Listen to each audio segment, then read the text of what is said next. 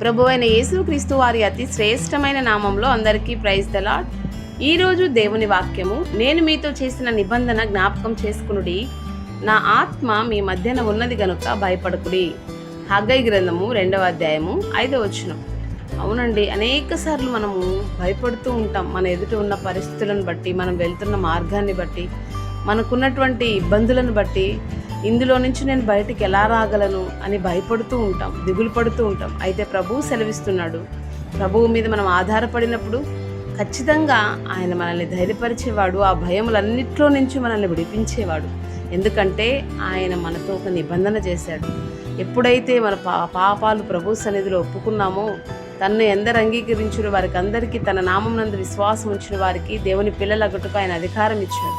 ఆయన బిడ్డగా మనం ఏం అడిగినా కూడా ప్రభువు మనకు సహాయం చేస్తాడు, ఆ పరిస్థితి నుంచి విడిపిస్తాడు ఖచ్చితంగా. కాబట్టి విశ్వాసం కలిగి ధైర్యముతో జీవిత యాత్రలో ముందుకు కొనసాగుదాము గాక. ఆమేన్. May God